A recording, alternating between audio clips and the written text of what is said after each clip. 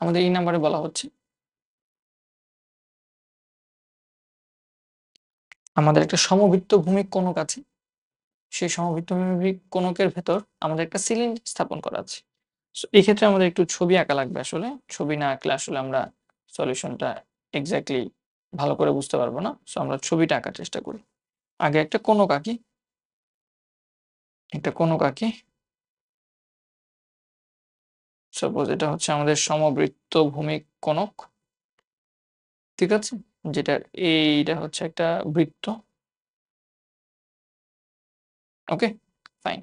এবং এখান থেকে আমি একটা লম্ব টানি তাহলে ওই কোণকের যে ব্যাসার্ধ আছে সেই ব্যাসার্ধটা বের করতে পারবো। যদিও এক্সাক্টলি কোণকের মতো হয় নাই, বাট তোমরা ধরে নাও এটা কোণক হইছে, হ্যাঁ? আচ্ছা, তবুও সুন্দর করে আঁকার চেষ্টা করি দেখি হয় কিনা।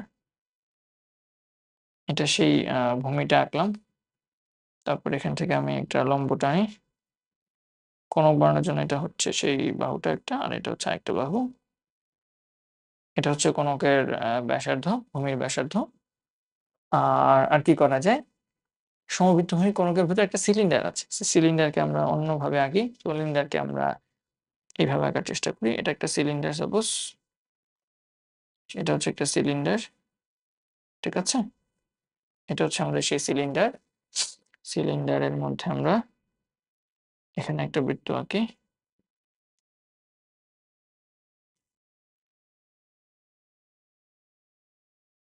ঠিক আছে? ওকে। এটা হচ্ছে আমাদের সেই সিলিন্ডার।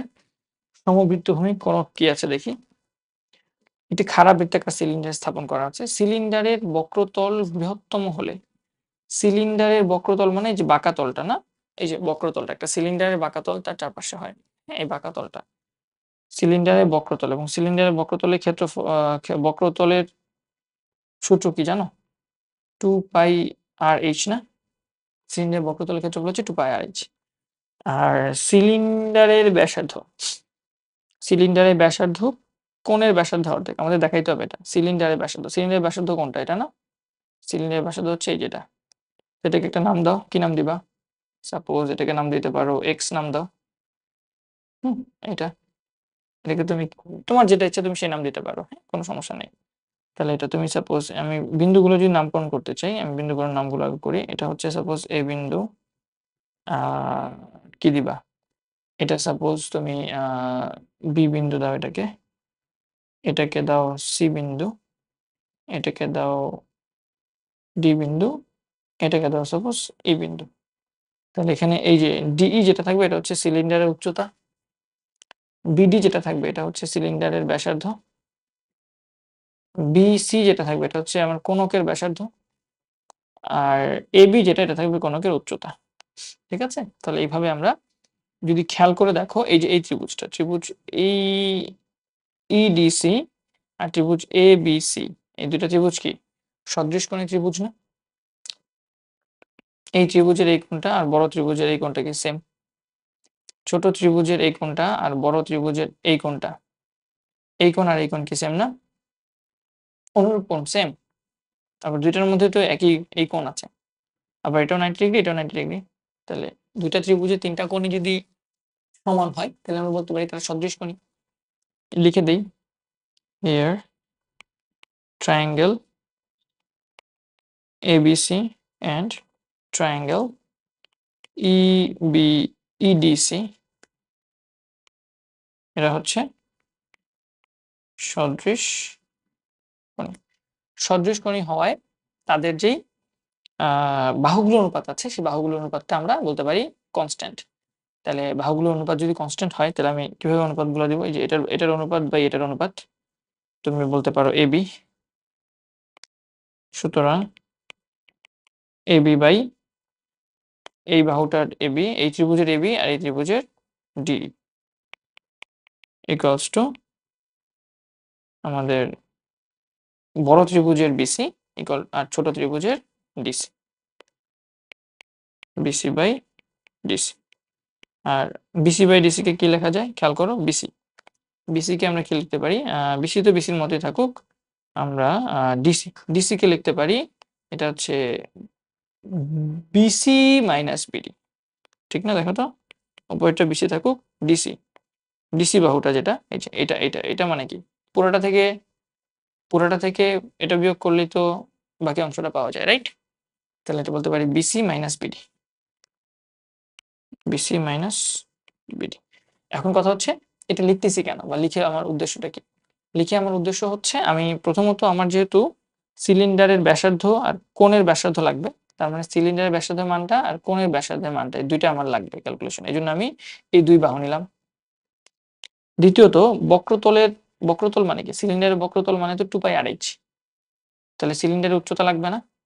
সিলিন্ডারের উচ্চতার জন্য আমি এখান থেকে লম্ব টানছি, আর সিলিন্ডারের উচ্চতার সাথে আমাকে অবশ্যই যে কোণকের যে উচ্চতা আছে সেই কোণকের উচ্চতাকে ম্যাচ করানো লাগবে, ঠিক আছে? কোণকের উচ্চতাকে আমার ম্যাচ করানো লাগবে বলতে মানে এই যে সদৃশ কোণ যদি বানাইতে চাও তখন তোমার এটার সাথে তোমাকে কাউকে রিলেট করতে হবে, সেই রিলেটটা কিভাবে করবা সেটা বের করার জন্য, ঠিক আছে?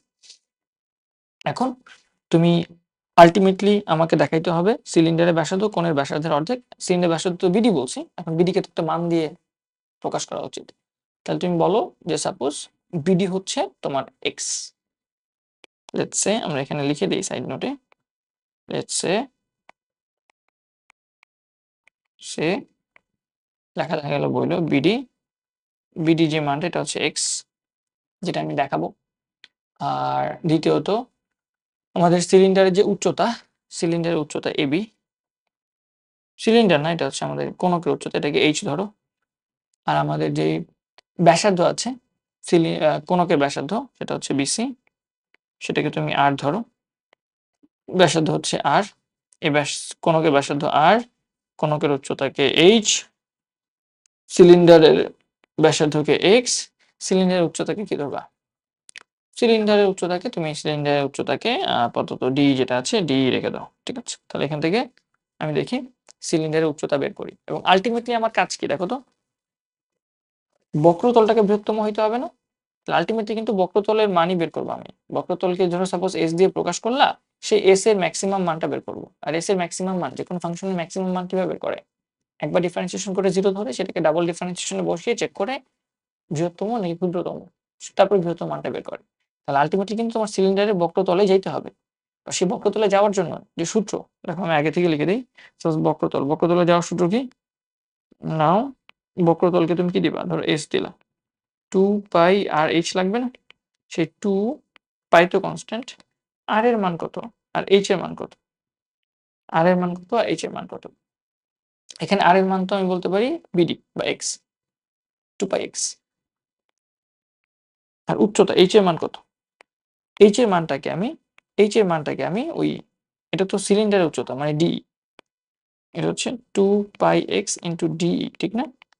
তো আমি তো এক্স পেয়ে গেছি, বাট আমার এক্স শুধু এক্স পাইলে তো হবে না, আমার এক্স এর সাথে মানে আমার এই এস এর সাথে, বা বলা যায় আমার এই এক্স এর সাথে, এই এক্স হচ্ছে আমার সিলিন্ডারের ব্যাসার্ধ, তার সাথে আমার কোণকের ব্যাসার্ধের একটা সম্পর্ক লাগবে। তো সেই কোণকের ব্যাসার্ধ সম্পর্কটা কোত্থেকে পাবো? এই যে এইচ ডি থেকে পাবো, এই দেখো এখান থেকে ডি থেকে পাবো। তাহলে এখান থেকে তুমি যদি ডি লেখো, ডি ইকুয়াল টু কি লেখা যাবে দেখো তো, এখান থেকে ডি যদি উপাশে নিয়ে যাও তাহলে বিসিটা পাশে নিচে চলে আসবে, এখানে এবি থাকবে। এবি কে তো তুমি উচ্চতা এইচ বলছো, তাহলে এখানে থাকবে এবি বাই বিসি ইন্টু এটা উপরে চলে যাবে বিসি মাইনাস বিডি। তাহলে এখানে এবি মান হচ্ছে এইচ, বিসির মান কত? বিসির মান কত? বিসির মান হচ্ছে আর, এইচ বাই আর। আর আমাদের থাকতেছে কি এখানে, এটা হচ্ছে বিসি মাইনাস বিডি, বিসি মানে হচ্ছে আর, বিডি মানে হচ্ছে এক্স। তো এটা হচ্ছে আমাদের আর মাইনাস এক্স, ঠিক আছে? এই যে আমি কিন্তু ডি এর মান পেয়ে গেছি, সেই ডি এর মানটা এখানে বসাই দিব। এবার বসাই দিয়ে সবগুলো জিনিসকে এক পাশে নিয়ে আসবো, তাহলে 2 pi x into h by r into r minus x. কি কি কনস্ট্যান্ট আছে এখানে? 2 pi h constant, 2 pi h কে কমন নিয়ে আসো, 2 পাই এইচ কে কমন নিয়ে আসলে নিচে তো আর আছে, সেই আরটাও বাদ চলে যাবে। তাহলে আমাদের আলটিমেটলি এখানে থাকতেছে S equal to 2 pi h by r, ব্র্যাকেটে থাকতেছে এই এক্সটা ভেতরে দিয়ে দেব, তাহলে r x minus x square. এই তো, তাহলে আমি এস এর সমীকরণ পেয়ে গেলাম, বক্রতলের সমীকরণ। এবং সেই বক্রতলের সমীকরণে 2 পাই এইচ বাই আর এটা তো কনস্ট্যান্ট, এই এইচও চেঞ্জ হবে না, এই আরও চেঞ্জ হবে না, ঠিক আছে? আমার দরকার এই সিলিন্ডারের জিনিসটা যেন সবচেয়ে বড় হয়, বক্রতলটা যেন সবচেয়ে বেশি হয়, এই যে বক্রতলটা যেন সবচেয়ে বেশি হয়, এগুলো কনস্ট্যান্ট। ঠিক আছে? তাহলে আমি s কে একবার ডিফারেনশিয়েট করি x এর সাপেক্ষে, তাহলে কত হবে 2 পাই h/r ইন্টু আর x কে করলে হবে শুধু r, x স্কয়ার কে করলে 2x, তাহলে r মাইনাস 2x, এই তো। আর s ডাবল ড্যাশ x করি, কত হবে 2 পাই h/r, কমন নিয়ে নিলে এটি তো কনস্ট্যান্ট, আর কে করলে 0, 2x এ করলে -2, তাহলে আমাদের কথা হচ্ছে মাইনাস 4 পাই h/r, মাইনাস 4 পাই h/r। ঠিক আছে, ফাইন। এখন আমাদের লঘিষ্ঠ গরিষ্ঠ মানের জন্য কন্ডিশন হচ্ছে নাও ফর লঘিষ্ঠ বা গরিষ্ঠ মান, হ্যাঁ, এখন s ড্যাশ x এর মানকে 0 ধরি, s ড্যাশ x এর মানকে 0 ধরলে 2 পাই h/r into rx minus x square equal to 0, আর গুণ করি বাই কনস্ট্যান্টটাকে ওই পাশে নিয়ে গিয়ে 0 এর নিচে দিয়ে দিই, তাহলে তো 0ই হয়ে যাবে, থাকবে rx minus x square equal to 0, তাহলে x এর মান কত থাকে, x কমন নিলে r minus x equal to 0, তাহলে x ইকুয়াল টু আমাদের থাকে x কাটা গেলে থাকলে x minus r equal to 0, তাহলে x equal to r, x equal to r আসে। ঠিক আছে, x এর মান যদি r হয় তাহলে আমি ও কি করলাম আমি, সরি, আমি s ড্যাশ x এর মান এটা কেন বসাইলাম, s ড্যাশ ড্যাশ x এর মান তো এটা r মাইনাস 2x।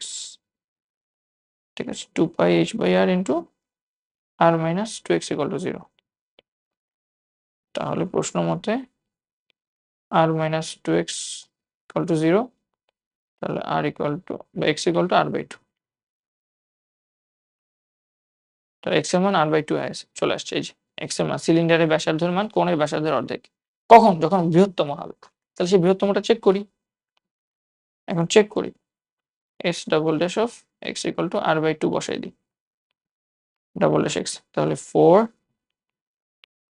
পাই h/r, যেটা অবশ্যই লেস দ্যান 0, s ড্যাশের মান এখানে তো আর মানে x ইকুয়েশনটাই নাই, x এর মানই তো নাই এখানে, x এর মান না থাকলেও আমি যদি x এর মান r/2 হয় বা যাই হোক না কেন, এই পুরো মানটা কি আসতেছে, s ডাবল ড্যাশ x এর মানটা কি আসতেছে, নেগেটিভ না, নেগেটিভ মানে কি বৃহত্তম না ফাংশন, তাহলে আমি বলতে পারি সুতরাং x ইকুয়ালস টু r/2 হলে তোমার 2 পাই r/h বা s equal to s max হবে, শোড।